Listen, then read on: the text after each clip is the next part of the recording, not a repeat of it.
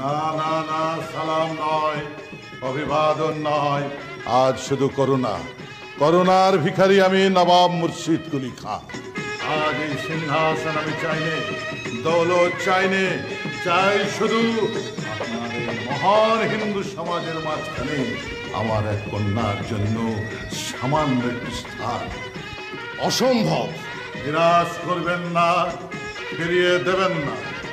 আমি ওয়াদা দিচ্ছি, দুনিয়ার কোন দুশ্মন আপনাকে বাধা দিতে এলে আমি সামনে গিয়ে দাঁড়াবো।